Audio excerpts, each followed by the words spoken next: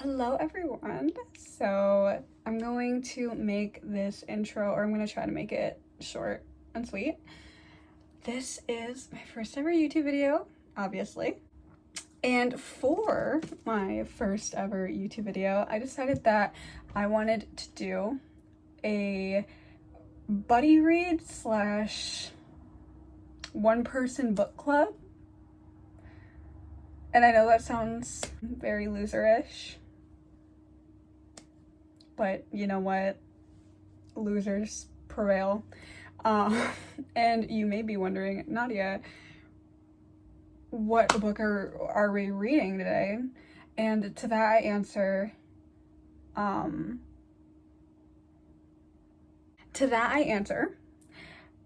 Enigma by my girl Runix. I'll wait for the applause. Perfect. All right, so I'd like to address, yes, for my first ever YouTube video, I have wet hair. I just took a shower. Not much I can do about that. At least you know that I clean myself. So, besides that, let's just ignore that. I'm also in my pajamas. Let's ignore that as well. So, I have already read a little bit of the book, Enigma. So I will be catching you guys up with what I've read and stuff, and then if we have a little bit of time afterwards, I'll read however many chapters to get like a good timed video. And also, I have read all of Runix's books that she has out so far. So I've read the Darkverse series, and I have read I think it's called Gothicana. I was saying it wrong for the longest time, but I think I finally got it right, hopefully. Loved all of her books. Come on now. So without further ado, let's just hop right in. I'm reading it on my Kindle. Also, my stickers in the back are like all messed up and stuff. So I'm gonna go ahead and open my Kindle up and we will start. I'm 22% into the book. I'm gonna write down on a little sticky note where I'm at, just so I can come back to this, just in case. Okay, so let me go back to the beginning here. The beginning starts as a prologue. Oh no, wait, how does the beginning start? Okay, so actually the beginning is a bit interesting because it doesn't start as a prologue. It starts more so as like, I don't know what it starts off as, but it's very eerie. It starts off like with a girl on a cliff. We don't know who this is. And I don't know, it just talks about like what would become of her after she jumped off the cliff, and how she didn't want to, how she had no choice but to stand on the cliff, and that like somebody or like a group of people were always watching, and she jumped, and that was it for like that.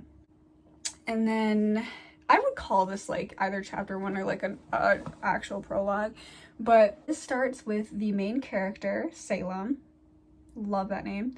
She's 12 years old during this, and it starts off with her describing like her first distinct memory, and through this we immediately kind of grasp that Salem's a little bit she, a little bit quirky, a little bit, she got, death intrigues her.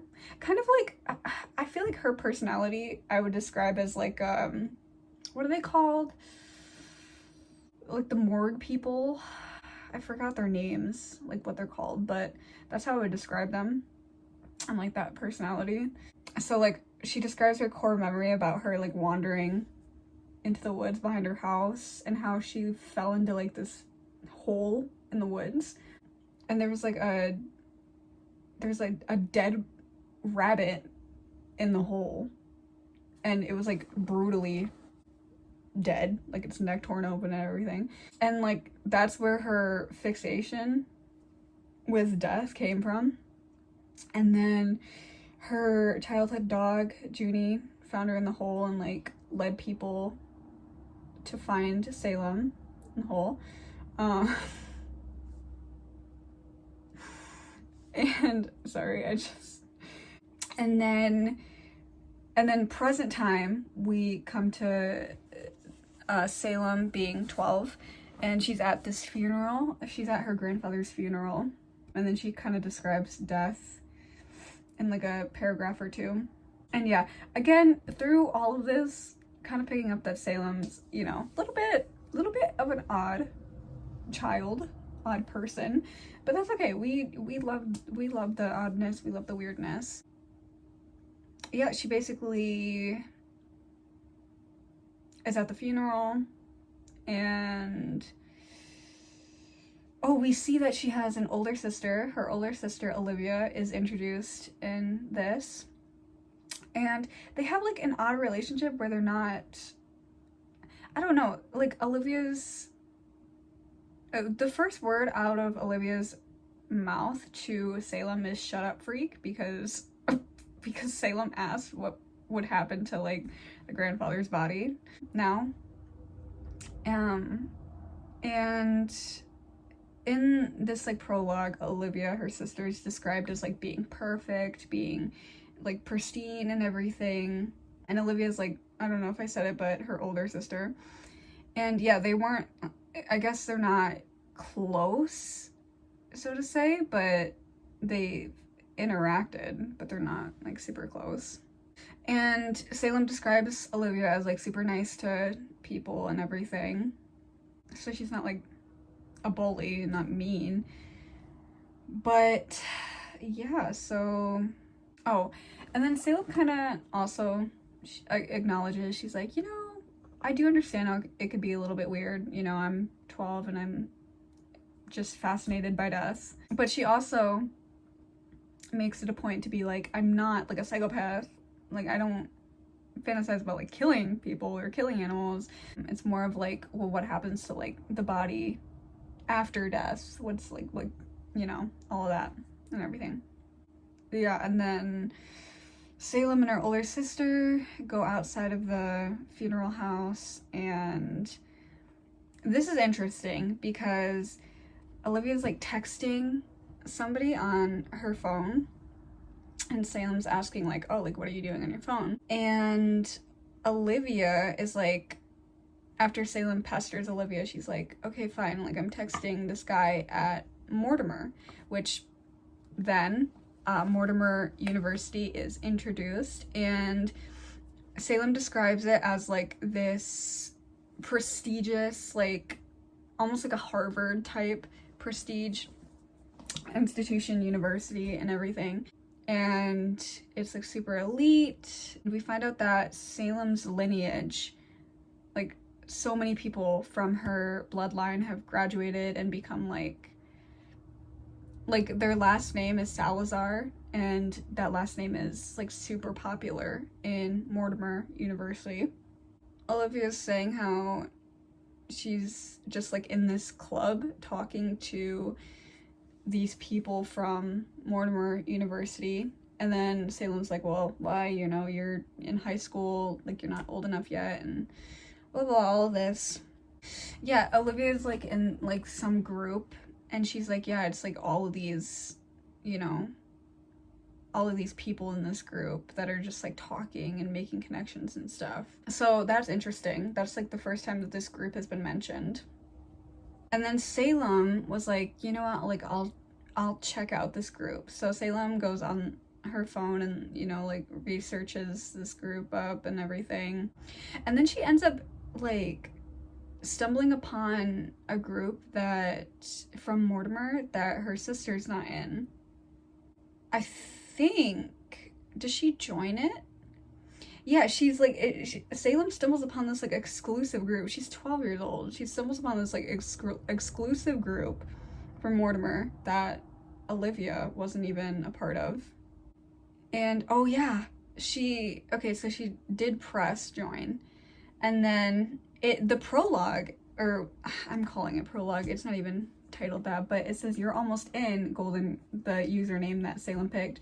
Here's what you need to do. And like that's how it ends. So I was like, ooh, Okay, color me intrigued. Also, can I just say one thing that I love about Gothicana and this book is the quotes that are put in between every chapter. I love it. Love reading all of them. I think it's so cool. And then she also puts in pictures and stuff. Okay, so this is chapter 1, present day, and it starts off with Salem being 20 years old. The first sentence for chapter 1 is, Salem was pretty sure there was a dead body on the beach. I said, Oh, shit. Here we go again. okay, so we're just we're jumping right into this. Dang. Anyway, so I'm pretty sure Salem is like right outside of campus at Mortimer. So she's already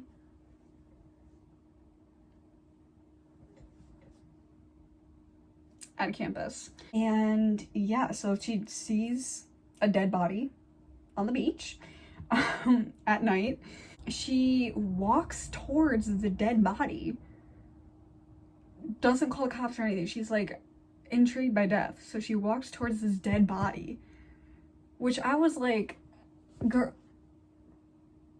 like, we're gonna get murdered. First chapter, we're done for. You're going towards a dead body on the beach. We're literally cooked. But okay, everybody has their hobbies. Hers is just dead bodies. She goes towards the dead body. Oh, and also it's described in this chapter, as Salem is like walking towards a literal dead body, that Salem's mother didn't want her to enroll in Mortimer because, and we don't know what just yet, but there's like stuff that happened, like history before Salem turned 20, that put gossip and like a bad reputation on the Salazar name. So interesting to find out what that is. She making her way down to the dead body. Oh, so she like obviously says, you know, I'm not happy that somebody died, but you know, like a part of her wants to like investigate this dead body and like what happened and everything. She gets like a giddy reaction to being able to investigate this dead body, and I was like, okay, I mean, you do you, girl. You do you. Oh yeah, and then it's interesting because Salem's like, you know, I have excitement not just because I'm gonna investigate this dead body, but because of the information that she can get from this dead body to like put together more pieces to a puzzle she had been working on for 2 years all alone. And so from there you're like, oh, okay, there's some tea that we haven't been like a part of just yet. So that's coming. And then she starts analyzing the dead body, and we get that the body is a female. She's young, so like late teens, early 20s. Describes the color of her hair and how it looks like it's ripped from the root, so like near her scalp. And then Salem's like potentially caught on something or accidentally like deliberately pulled. And then she also realizes that the female, the dead body, isn't like too wet in the sense of like washed up from the shore. And then as Salem looks closer, she sees that there's blood pooling behind the body's skull. So, and like the beach is like right off of a cliff, and so Salem then realizes potentially there was like blunt force trauma to the head. Potentially like she either jumped off the cliff or got pushed off the cliff. And then Salem sees bruises around the female's right wrist, and so that's like questionable. And then there was like a small, very, very, very small minuscule tattoo behind her ear. And then there's the question of like, okay, well, was it murder? Was it suicide? And yeah, so she's just making notes about this body. And then, oh my god, I'm also, okay, I'm wearing shorts. I know it doesn't look like it, but I'm like uncomfortable right now. And then, Salem realizes that she's not alone. I got a little bit nervy, but then I was like, it's probably the main guy character. Okay, I'm down bad. Sorry, guys. There's like a whole paragraph of like how Salem feels, like the air shift and everything. And oh, we also get Salem's, at least some of Salem's physical appearance. It's described that she has curly hair. I love my girls with curly hair. And so she turns off her flashlight from her phone. And so it's pitch black out on this beach with this dead body and somebody else is there. And the first words out of the man's mouth is "stay still." And it was like a voice from behind her. Salem immediately kind of is like attracted to his voice a little bit. Like she describes his voice as sea and smoke. And I don't know, it was like auditory stimuli for her. Salem hears him like drawing or writing something, and I was like, oh my god, draw me like one of your French girls. I don't think you have the facilities for that, big man. I'm so sorry. I need to lock in. I'm so sorry. Anyway. Oh, and then she almost speaks back to this guy, but then we learn in the same paragraph that throughout the years, she has like on and off spoken and not spoken, which was interesting. And then Salem threatens him and is like, don't come closer or I'm calling the cops, which I'm like, girl, you were found near the dead body. Like, what if he tells the cops that? Like, now we're guilty. Come on now. And then, oh, he says, already called them. And then he asks the $1 million question, why haven't you? And he's like, you got curious, didn't you? And she says his tone shifted in the last of the words, turning softer, more sensual, almost cajoling? I don't know if I said that right. And then that tone did something to her brain. Oh my god. As someone sensitive to auditory information, she could understand why, but it didn't explain the little shudder that ran down her body. Oh my god. Okay, I'm locking in. I gotta lock in. I'm literally blushing. Okay. And then she like goes to describe his voice in a paragraph. And, you know, she's like, she responds to him and everything. She goes to describe his voice even more and how it was disturbing because, I don't know, like his voice and like his aura kind of was not comforting, but like ticked something in her brain. And she was like, I didn't like it. But I was like, girl,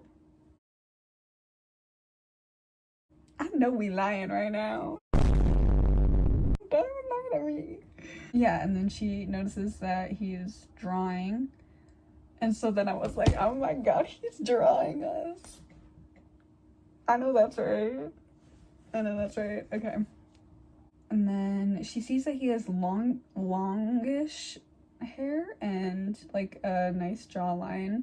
But you can't really see much else because it's super dark, but she sees that he has like broad shoulders as well and it's like built. After she's like, you're drawing, he goes, it's art. Let your hair down. My god, don't have to tell me twice.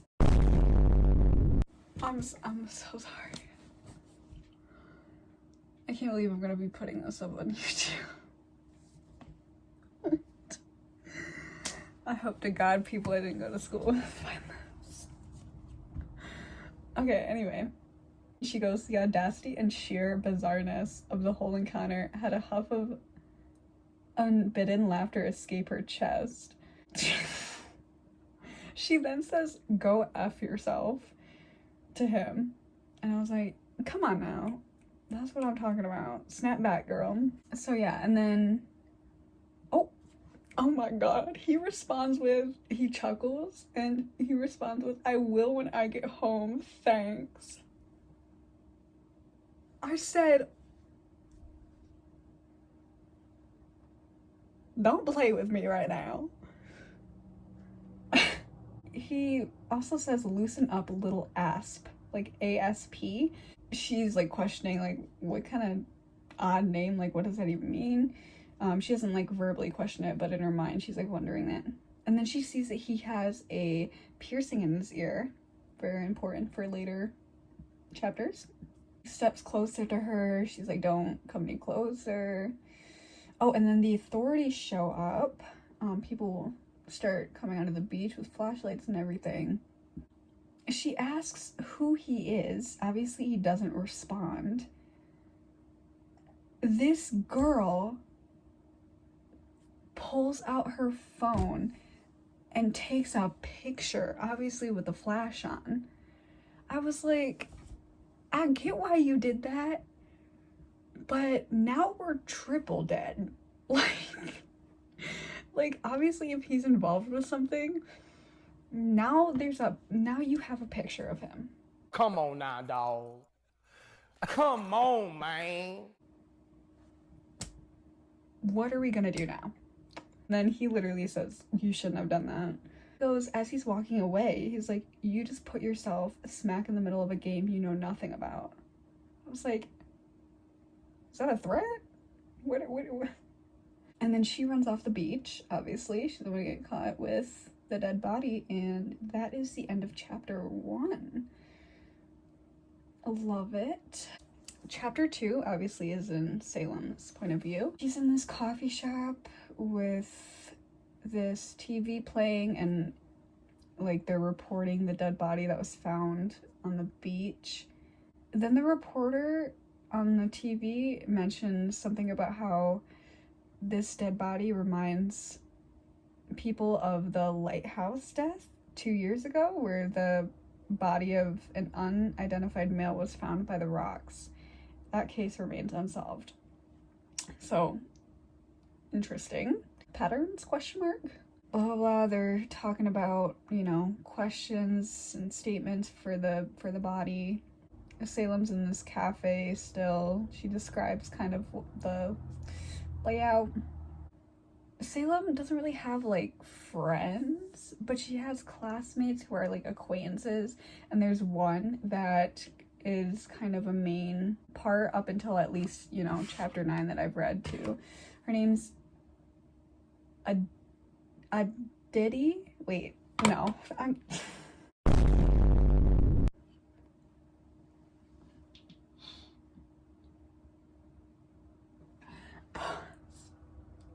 Her name's Aditi. I'm gonna call her Aditi, because I'm not saying that other name. Yeah, this girl works at the coffee shop. Salem sees her and they're talking and everything. Well, not like so much, because Salem doesn't really talk a lot, but Aditi is asking about the classes and stuff, if Salem's excited. We learn that they're allowed to like pick their classes and whatnot. Salem's in criminology related subjects as like her main type of focus, and then she's like in a psychology class and thinking about minoring in it. They're still talking and everything. Salem says that she's looking to major in forensics, which obviously she basically forensicked a dead body on the beach. She's basically describing like the weather and like where she's at and everything. She's like walking around on campus, and she's kind of describing how she's a little bit like antisocial. Like she doesn't really have friends. She's fine with like being alone. She's content with it. Then her mom calls her her mom basically like checks up on Salem, and then Salem mentions, just to make sure, so Salem goes, she was checking in on her only child, the only person left in the world, just to make sure what happened to her eldest daughter and husband didn't happen to Salem. So we get that information that Salem's sister and Salem's dad, they're gone. I was like, what happened in the literal years that we were not privy to? Seems like it happened in the span of like 2 years that Olivia and Salem's mother's husband, or Salem's father, died. Salem's mother's like, it's not too late to leave, blah blah blah. Salem's like, I'm fine. As she's talking with her mom, she sees the guy from the beach walking on campus, and Salem's like, I gotta go, bye. Like, literally peaced out. She pulls up the picture on her phone, and she describes his eyes as like light colored eyes with dark hair, and that he has tattoos all over on the back of his hand, all the way up to like his knuckles. And so she like identifies that that's really him. And so she starts following this man. She literally starts following him into the woods. I said, Salem, we are not gonna survive till the end of this book. You keep going into the woods, you keep going on the beach, like, please, girl, we gotta survive.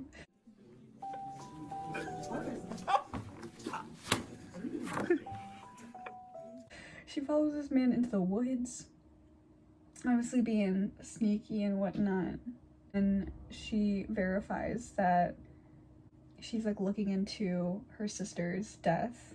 So that's like the puzzle that she's getting into. So she's following this man, literally this random man, and he meets this other guy in like this clearing with these like stone building stuff and like temples and whatnot. Yeah, they start like talking about stuff, but like obviously we don't understand what they're talking about because there's no context. And yeah, they're just like they're talking about something secret. It's like a little bit shady. Because the guy that he meets up with is like, you need to figure crap out before the year ends, and the guy that she followed was like,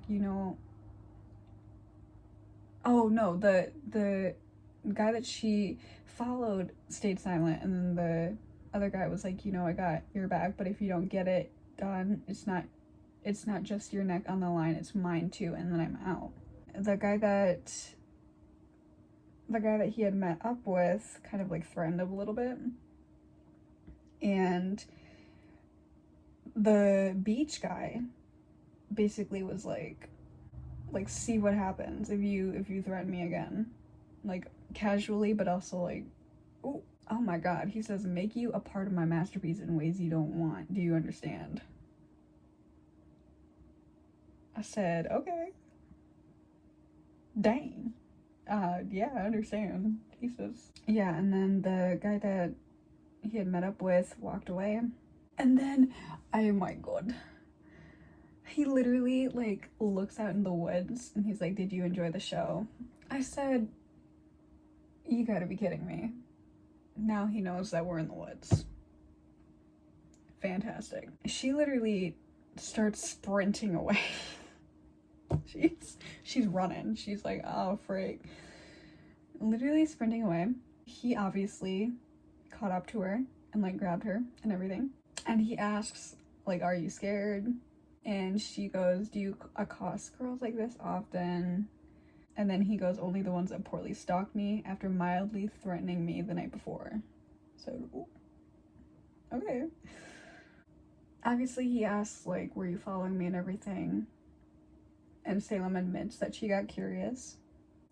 And throughout this, because he's like still holding on to like her waist and everything, there's tension. I said, Oh my god. I want to look away, but I can't.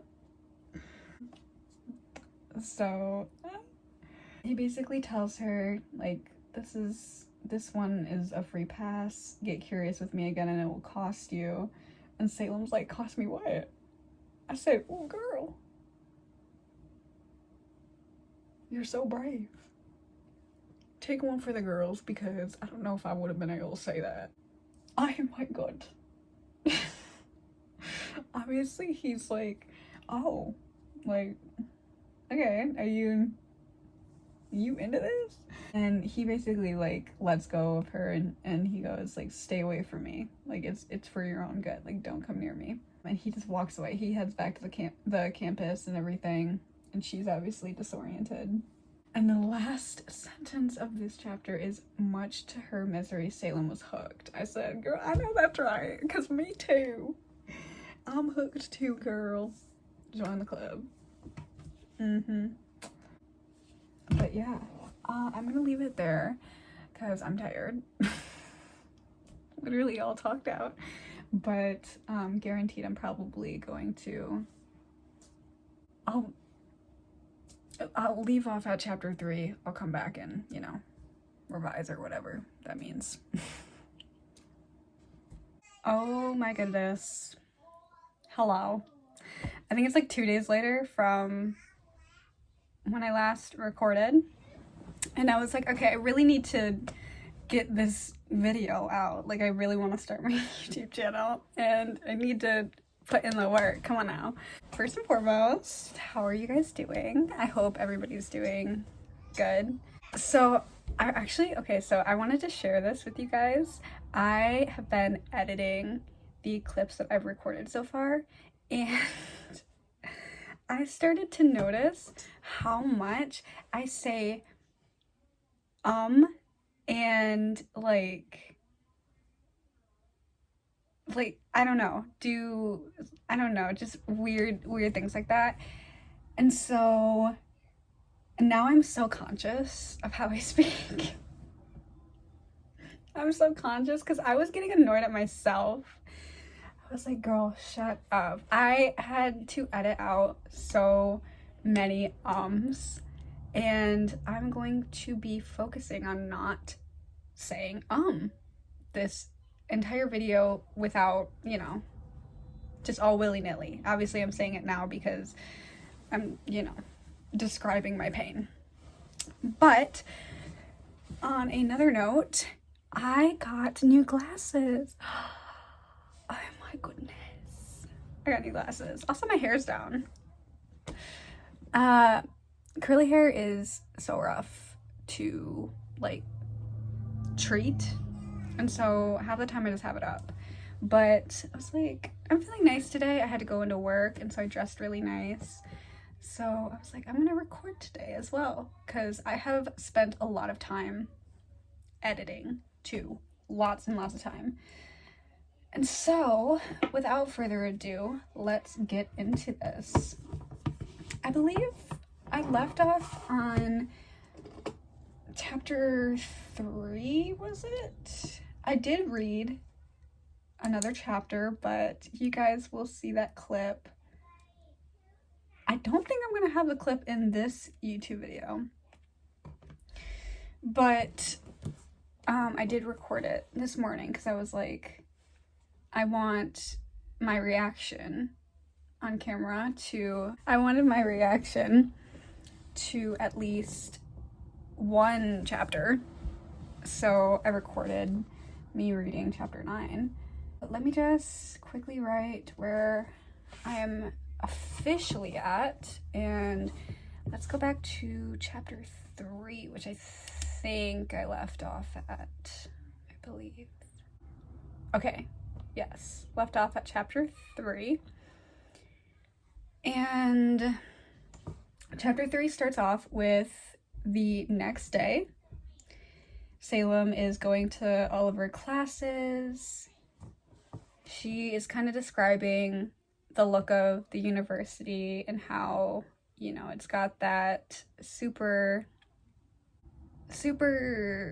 old look, kind of like 1500s type, like medieval. She's still describing the architecture.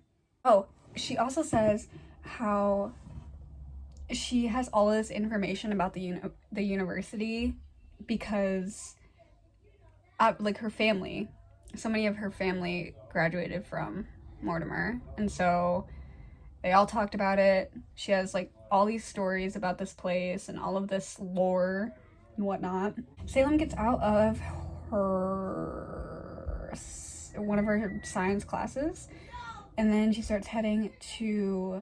Hi, it's editor Nadia here, and I'm in the same exact clothes as the clip you just saw because it's the exact same moment, but I will be recording the rest at night, so you will see a time change, and I will explain why in literally a second for you, but in a couple of hours for me. So, love y'all. Hi, I'm back again. So, the reason why I had to stop is because there was like a lot of background noise with like my family and stuff. So, and you might have heard some of it in the clip, but I was like, probably not a good time to record. So, short and sweet, let's get back to where we were at, which I low-key don't remember where we were at. Oh, okay. I do remember. So Salem is leaving her science courses and she is walking towards her psychology course, which she kind of talks about psychology a little bit. And she says that, well, there's a sentence that says Salem's interest in the class, while academic, was also for another reason, the professor. She then goes to say that the professor's name is Dr. Merlin and how he's like this renowned psychologist and everything. And also says he was the only professor her sister had mentioned once beyond the classes. Salem says once from anyone else could be ignored, not from Olivia. So my mind immediately went to, oh, did Olivia and the professor, like, did the professor have something to do with Olivia's death? Was there scandalous nature stuff going on? Side eye. So Salem heads to the psychology class and she basically says that like the turnout for his class was super high, so there's like a ton of people in his class. She's like walking by groups of people for his class and they're all talking like about this teacher and how like good looking and everything he is, which, ew, come on now. And somebody goes, he's what, like 40? And then another girl says 48, widowed, no kids, but rumor has it he's dating Professor Carlton. I'm over here like, you all need to touch grass, because not only is he a professor, but he's 48 years old. Like, are we not gonna... But, okay, whatever. So, they're all gossiping about this professor, and Salem's kind of, you know, she's listening in a little bit. She then gets into the auditorium that he's going to be teaching in, and she sees how many people are in the place, like how big the class is. She quickly takes her seat. She's kind of looking out the window because she has like a window seat that she chooses. And he walks in and she kind of describes him as like average height, gray near his temples, scar on his right cheek. He introduces himself. Ew, okay. So towards the end of this page, it says, A few girls giggled and he smiled, and Salem felt something slimy in the pit of her stomach. Ew. She was a rational girl who believed in facts and evidence, but she also understood that there were data points humans unconsciously or subconsciously picked up that became instincts or gut feelings without rational reason. She tried most of the time not to ignore hers, and right then, looking at this older man with a seemingly handsome smile, she felt something heavy, something wrong in her lower stomach. Immediately reading that, mind a screaming predator. I'm like, okay. Literal creep. Literal creep. I know he had something to do with Olivia's death. Creep. And I hope that Salem gets him. Come on now. So he asked everyone to introduce themselves. And everybody is like all the girls in the class are like smiling, giggling and stuff. Like icky. So right before they could start introducing themselves, the door to the classroom opens again. And guess who walks in? The man from the beach. I said, what are you doing here? So she walks him, wait. She watches him walk in. Says that he has like a sharp jawline.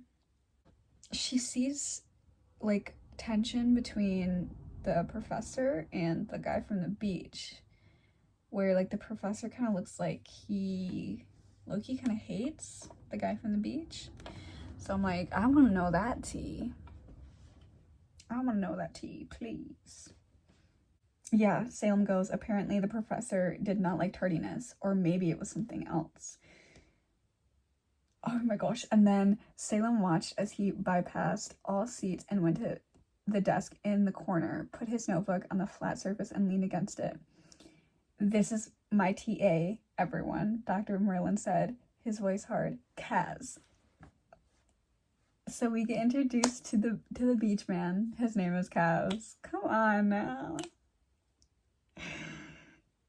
Okay. Then the introductions start, and Salem is still looking at Kaz. She's describing him to have like strong dark eyebrows, slashed over deep set eyes, and high cheekbones. Just a bunch of tattoos on his skin. Also that he's obviously an artist. She says he looked like a Kaz. But you know what? Some people, they do look like their name. I'm like, you do look like you're named whatever. I don't know what that means, but that's a compliment. It's not a diss. So Salem then introduces herself, which then kind of makes everybody start murmuring to each other, because her name's Salazar, which first and foremost has like a legacy to the last name, but also because of the fact that her sister died and so did her father. So there's like, you know, drama between all of that. Lots of gossip. Oh, she focuses on Dr. Merlin, the teacher, because she's sussing him out about her sister. So she's kind of like, what are you gonna say? What are you gonna look like right now? And she goes, she was aware that Olivia had been his student, one of his best and brightest, and she waited for his response. Nothing. He said nothing, just gave her a nod and moved on to the next student, as if the name held no memory for him. Interesting. And then she goes to describe the fact that she feels the weight of another gaze on her, which then she turns and looks at Kaz. Come on now. And there's tension between the two of them, and she calls him Kaz, the psycho painter, in her mind, which is kind of crazy, but digging it a little bit. Yeah, she talks about Kaz's eyes and the fact that he starts smirking at her. And she goes, she wanted to bite that smirk off. I said, girl, we are not cannibals. We can't do that, okay? It was offensive, and she idly wondered if he'd be able to sustain it if she stapled his lips shut. Oh my god. This man's really getting to her. The violent thought surprised her. Yeah, I'm surprised too. She then gives Kaz a look back, you know. She's like glaring at him and whatnot. And that's kind of the end of this chapter. The fact that, like, throughout the class, his eyes never really left and he just continued smirking and looking at her. So I will leave off on chapter 4 just because I think this video is particularly long. So I think it's going to be around the 40 minute mark, and I just don't want to, like, I don't know, bore you guys or like make an hour-long video that nobody wants to watch. So that's why I'm going to stop here, and then hopefully soon I will be making a part 2 unless nobody wants to watch this, and then I don't know what I'm going to do, but we'll figure it out. People who do stay, I love you. Thank you for staying with me. I appreciate you more than anything. So yeah, that's all I really have for you tonight. And I hope that I see you guys again soon. I will be going hard on the editing and making sure to get this out as quick as possible. So love you, all my wonderful viewers. I don't even know if there is going to be any when I start my YouTube channel, but love you anyway.